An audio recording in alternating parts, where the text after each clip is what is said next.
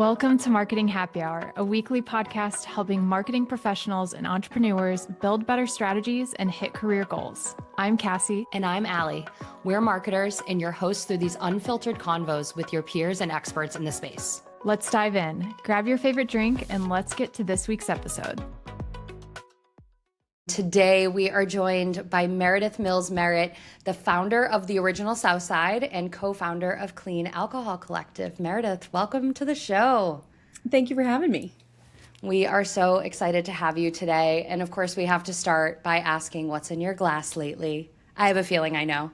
Yes, well, I was going to say, other than the original Southside, for the non-alcoholic side of things, I am a sucker for a root beer Olipop. So if I'm not drinking a Southside, I'm going for that.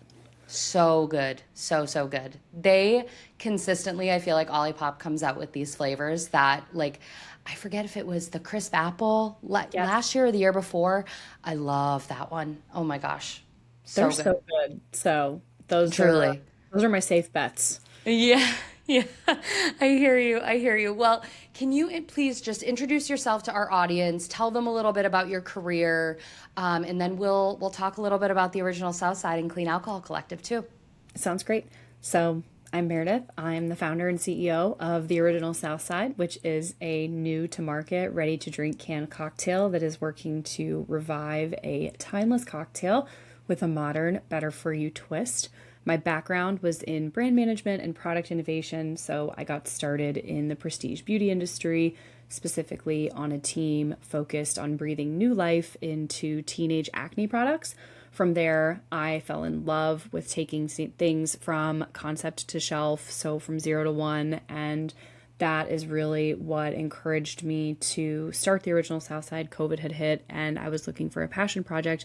And fast forward to today, we launched in May of 2024. So this is our second full year in business and it's been totally off to the races. But yeah, I've always been a product strategy and brand person through and through. And so I think those were the proper building blocks for me to jump and do something on my own like this, and just excited to continue to ride the wave. It's amazing. And we're big fans of the original Southside already. So even just having this conversation, super excited.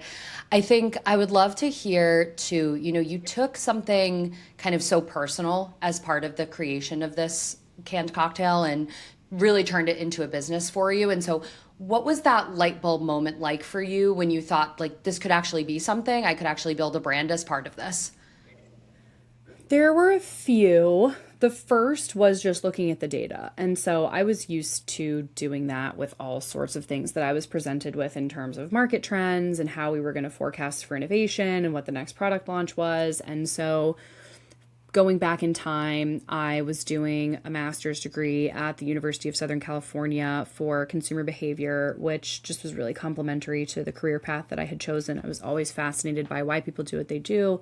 And one of the classes that I was taking, the project was to create a ready-to-drink cocktail, but for the purposes of that class, it needed to be a wine-based product. And through that, thanks to the fancy libraries that all these universities have, I got access to some wonderful market data specifically on white spirits, so gin and canned cocktails. And I saw that not only was gin kind of primed and ready for a renaissance here in the US. Obviously, vodka and tequila are the main drivers of growth within that segment, but gin's still there.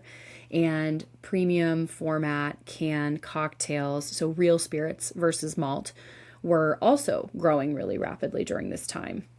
And this was like 2021, 2022. So kind of like right after COVID, people were still kind of riding that wave, drinking a little bit more. And I thought to myself, well, I have a really great gin recipe and it's something that I make all the time. And so knowing that, keeping that in the back of my head, if we could, time this right and really thread the needle with the launch of this, we could land in kind of like a prime spot for success. The other was we spent 13 months doing the innovation for this SKU because it was a single SKU and I had kind of like, again, a singular focus on exactly what I wanted. I knew exactly what it should taste like. Like I knew this recipe like the back of my hand. So I think that really played into my strengths of I know exactly what I want And once we landed on it, going out to friends and family and people who would be brutally honest with me if they had to, and just seeing their eyes light up and saying, oh my gosh, this tastes just like the original. This is so good. And just combining those two things, decided to go out on a limb and test the concept. And here we are. And it is truly delicious, like truly, truly, truly. Like I have some in the fridge right now. I'm Yay. so excited to have for Memorial Day weekend. At the time we're filming this, I'm curious when you were when you kind of had this idea and you were taking it from just an idea to the shelves, what kind of surprised you most about that? Like what, in terms of like what was maybe harder than you thought, or even easier than you thought? Easier than I thought was just how I could translate my beauty manufacturing knowledge to alcohol manufacturing. So a lot of beauty brands also use contract manufacturers. So, you gather your packaging, you gather your raw materials, you set a run date, you do all of that good stuff. It's just lots of operations and logistics. The harder part would be, to your point, the how this product gets on the shelf. So this is not a direct-to-consumer product. You notoriously have that three-tier system where you have these distributors who are super powerful, who can, be the single factor between your product reaching the consumer in a certain market or not. So that was much harder than I expected it to be. And I got lucky that we started with kind of a singular focus of some of these more southeastern markets for the United States. And then we were able to prove the concept there and expand kind of one by one once people got on board and tried the product and saw all of our press and awards. It was a little bit of an easier conversation than just kind of going in cold and unknown. So that is my answer for you on those two things. So interesting. And truthfully, I'm curious to kind of chat a little bit more and dive deep on the coming from beauty and like sort of traditional brand management and moving into the beverage space. Like, what are some of the things that carried over for you, and what are some of the things that didn't kind of translate? I think brand and storytelling for me were the top two that really carried over. And I fully credit that for the success of the original Southside. When you launch a beauty product, the name of the game is to immediately educate the consumer on the Inky list, aka what is in this product. So, and why it works. Because most of the time, again, like I mentioned with these contract manufacturers, a lot of beauty brands have the same goo. It's just different packaging. And so it's all about storytelling at that point. It's all about the marketing. And I hadn't seen anybody really do that with canned cocktails. And this is a super secretive industry where you don't have to publish your nutrition facts if you don't want. You don't even need an ingredient label. And so in my head, I was like, well, I would like to see an ingredient label. So I put it on our packaging. Same thing with the nutrition facts panel. So that ingredient, storytelling, benefits, all that good stuff. And then same thing with the brand. I knew I wanted something that really caught consumers, attention for just a little bit. I knew that it was a saturated category. I wasn't going to have much time when they were shopping on shelf. Even then, most of the time, like when I go see us in the store, we're on the bottom shelf. So like, how am I going to grab your attention? And so really leaning into the details and the can and the 4-pack and kind of the storytelling around that was important. What did not translate at all was pretty much everything else. So I learned how to go direct to consumer. I also really cut my teeth with TikTok at the rise of COVID. So when everybody was on the app, when things going viral, you'd sell 3 months worth of product in 6 hours. And so it was so much easier to go from point A to point B being, awareness conversion here, because you have those distributors and people still largely shop for alcohol in person at their closest retail store. It's really hard to get in front of everybody. And so it's a lot more fragmented. It takes a lot more time. And there are certain ways that you can ship alcohol online through different third parties, but it's expensive, it's slow, it's frustrating. So kind of, had to start from square one there. It's wild. It's so true. It's such a different space. And I think I'd love to hear some of the ways, particularly in the marketing channels you're using, like how you are cutting through the noise there. You mentioned sort of being a little bit more transparent about the ingredients and the details of the product itself. And so how does that translate across your marketing channels? First and foremost, we want all of our channels to kind of educate, to, like you said. So Instagram is much more of a mood board, but when you click into some of the links that we provide, it's really all of our press, it's all of our information, and like we really want to guide you back to kind of square one, just so you know the drill on the original Southside, knowing that in order to feed the beast from a digital mindset and a digital point, we just didn't have the budget or time or team to accommodate. And so TikTok is something that we toyed around with for a little while. Our content actually got shadow banned because it's alcohol, and now we're trying to give it a go again in the next few weeks. So stay tuned. We might bring that back.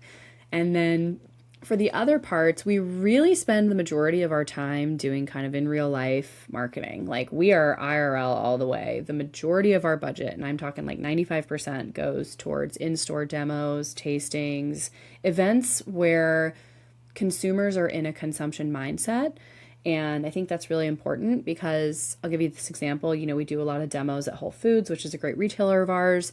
And we really try to get the 4 to 7 p.m. tasting slots, because if you are trying to sample alcohol at, 11 o'clock on a Tuesday, people are going to look at you like you have horns growing out of your head. They're like, I'm here to grocery shop and get my healthy food. I'm not here to think about alcohol. Like, get away from me. And so that's fair. That's happened to me before many times.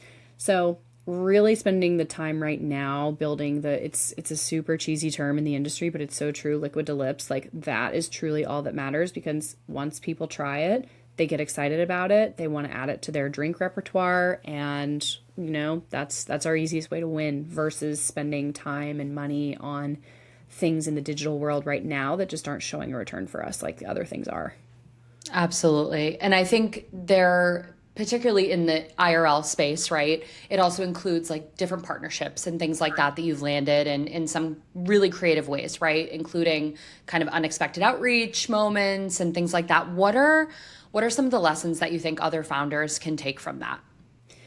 I like to reference our Panthers partnership and our LSU athletics partnership. And by all means, we are a brand, small to medium in size. I am nowhere near ready to compete with some of these big boys. But what we did do is we took some very calculated risks early on that paid off. And I understand that it's not going to be like that for everyone, but I think we get so in our heads, and sometimes the information is right in front of us.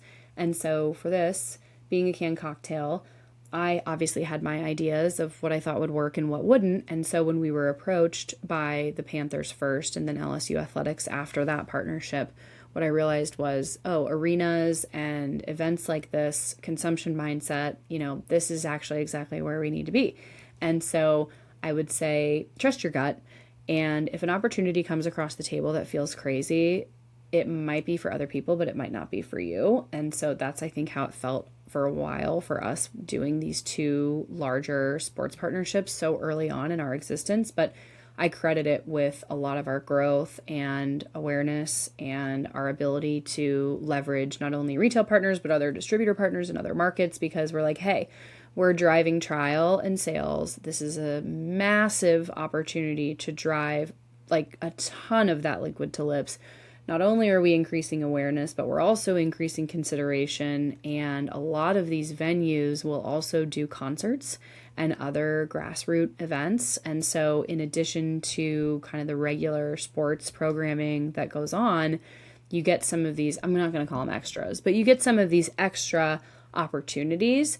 And it also allows you to leverage these on-premise locations to drive off-premise purchases. And so what we always try to do is have people go and buy these 4-packs at local retailers after they try it within the arenas, which is just a nice kind of way to close the system there.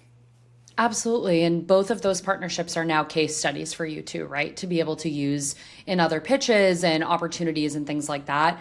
And to your point, starting with one sort of consumer vertical opens up the opportunity to reframe it for other consumer verticals. So it just gives you kind of so much runway to kind of explore and see what that looks like. I do think, though, what I'm hearing from you too is that you need to make decisions really quickly, and things have to happen within a certain, amount of time. And how are you making decisions like that, which are arguably risks in a lot of cases, when there isn't really a clear roadmap for you? I can't remember exactly what it is off the top of my head, but it's kind of like if you have 70% of the information and you can make an informed decision, you should go ahead and do it rather than waiting for, 100% of and being 100% certain. I don't think I've ever been 100% certain of anything in my entire life. And so if we feel like we have the facts and we have enough information to do it, it's a pretty easy yes or no. I don't think that we've ever really belabored a decision for a very long time because you're either going to learn really quickly or you're going to fail really quickly. And I've done both. I think it's easy to talk about all the wins, but you learn more from those fast failures, which also then again informs how you're making your decisions and how you're shaping your outcomes. And that's, again, just been a huge driver for us in our ability to do so. I'm also lucky that I've surrounded myself with people who are much smarter than I am, and they can help me make those decisions as well. I know it always helps to have a team that's kind of backing you in those decisions and also is like willing to go on the journey with you, like even if it is a fail fast mentality, right? I think we sort of maybe underrepresent like how important those types of people are, like in our sphere, like in marketing specifically. And I think that's such a great example. I want to talk a little bit about just entrepreneurship in general. We do have a lot of people that listen to the podcast that are either entrepreneurs or want to explore what it looks like to be one. And so were you always kind of somebody who thought that you would build something one day, or did entrepreneurship kind of sneak up on you? I will say I feel like I have always had this kind of entrepreneurial fire in my brain. So very creative and really curious, but, diving into alcohol and slinging gin is not what I thought I would be doing. So it was a really non-linear way of getting here.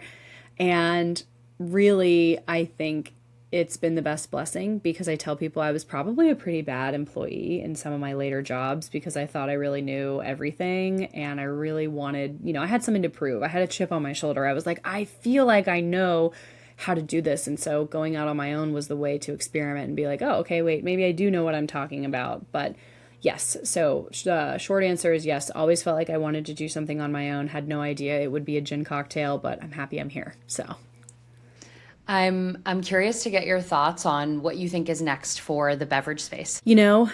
I think for alcohol specifically, selfishly, I would love for it to be an increase in ingredient awareness and integrity. And that is kind of feeding into the Clean Alcohol Collective, which I co-founded with my co-founder, who also comes from a beauty background. His name is Connor Bedgley. He's with Father's Beer, so he's making a clean beer. What he's doing to beer, I'm trying to do to canned cocktails.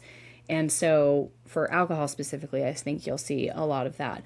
For the rest of the beverage industry, I would like to just see more interesting innovation rather than some of the copy paste that you tend to see. It feels like you go into a soda aisle now and it's just all of the same prebiotic sodas with very similar flavor variations. And I'm like, what if we did something, maybe not that? And so I would say between those are two things that I'm really pushing for, especially on the alcohol side, because, at the end of the day, even if you don't want to manufacture something that's considered quote unquote clean, like consumers still deserve to have an ingredient list and know what's in their beverage. So for sure. No, it's so true. And I think too, I'd love to hear a little bit more about Clean Alcohol Collective. What are you trying to build with that? What's the community aspect look like for you? A rising tide lifts all ships. It's cheesy, but it's true.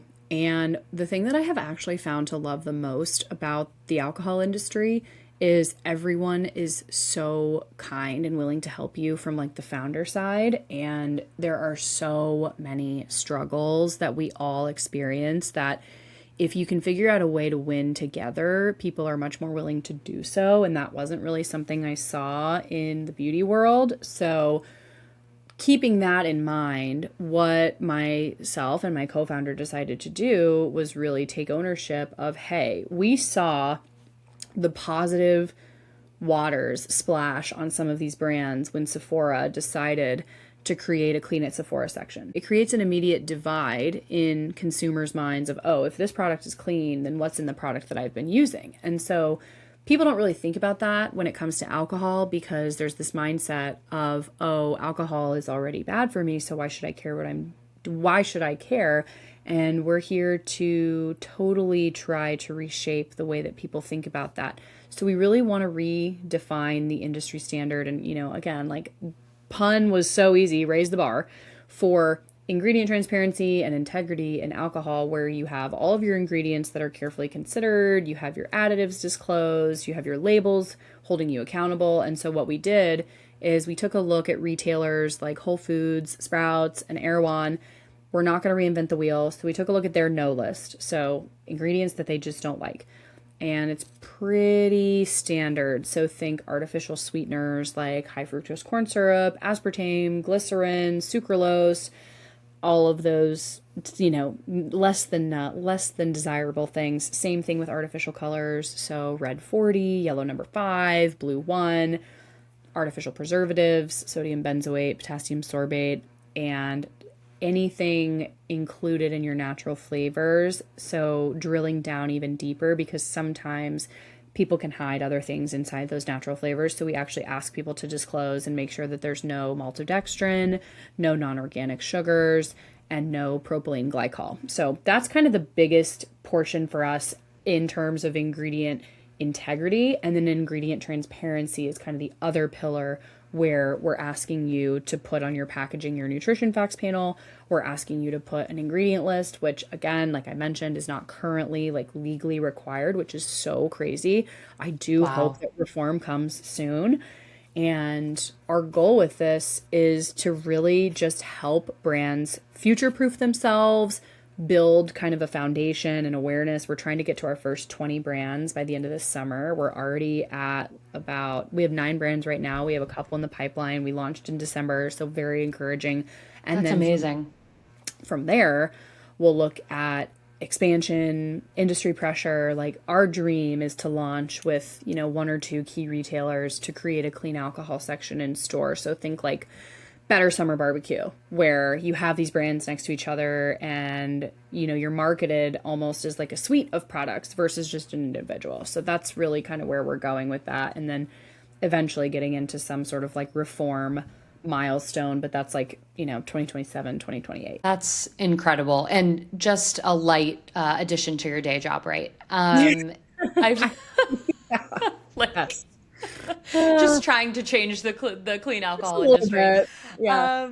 It's amazing. It truly is. And I think there is such an opportunity for leadership in this space around education, because as you were talking, all I could think about was the fact that this is just not widely known, and there's such an educational opportunity and maybe white space for you to play in as a result of that. I just get so discouraged seeing these big launches in the industry. There are 2 that I'm speaking about. One is it's called Sunny D Purple. And the second is, I don't even know the parent company, but they came out with a plastic light bulb shaped glow in the dark bottle. And when you look at the, product opportunity, you're like, this is radioactive in nature. And it is a shame that we are not training consumers to ask more questions. But it's also a shame that there's not more, to your point, things in place that would require companies to innovate a little bit better. And the story that I always share with people, it's truly my soapbox, so I will wrap it up after this, but it's healthy drinking is an oxymoron. We know that. No amount of alcohol is good for your health. I think people who like red wine and tequila have done a great job of, people thinking they're quote unquote healthy. Not the case. If you want to be healthy, you just don't drink. So when you take that a little bit further, some of those artificial preservatives that I was talking about, specifically sodium benzoate, when that is mixed with ascorbic acid, which is also known as vitamin C, it can produce benzene, which is another cancer-causing substance. And we know this. I knew this from my beauty days. This happened to us. We had a master blender ask to add sodium benzoate to our formula. And we had to delay Wow. our initial launch by 6 months because I wanted to find another production facility.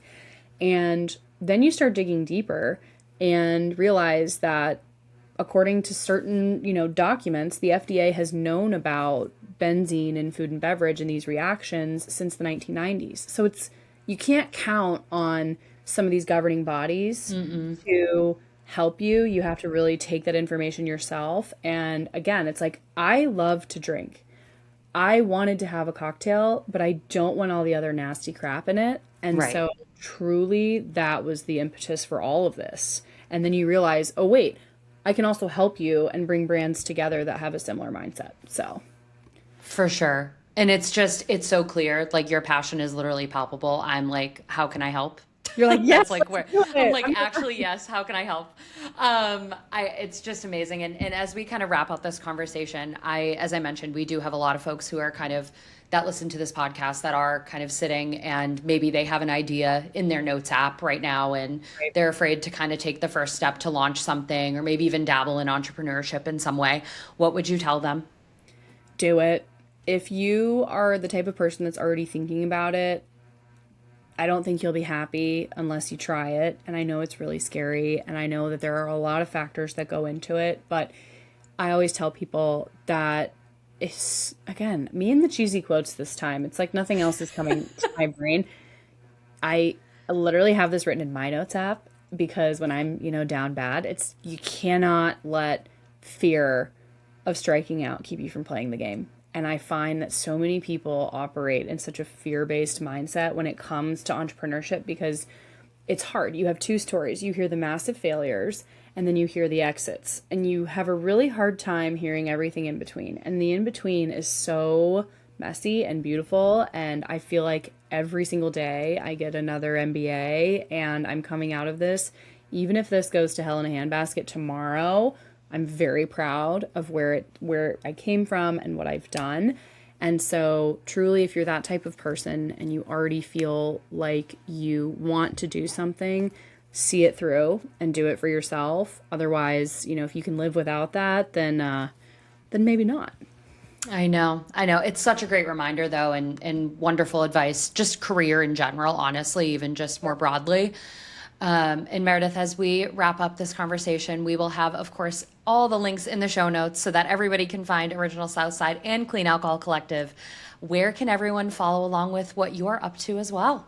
Yes. So best way to find me is on Instagram. I am not very exciting outside of Southside. So you can follow Drink Southsides or myself, Meredith Mills-Merritt. And then I always tell people for more information on the Clean Alcohol Collective, you can visit the website, just cleanalcoholcollective.com. So if you have any brands you love or are thinking of even starting one yourself, reach out. Would love to have you. Thank you so much for being on the show, Meredith. We appreciate you. Thank you. Thanks so much for listening to this episode of Marketing Happy Hour. If you enjoyed it, make sure you're subscribed to the show and sign up for our weekly newsletter with insights and marketing resources. We also invite you to check out the MHH Collective, our community for marketers looking to connect, grow, and learn together. Check out the links in the show notes. We'll see you next time.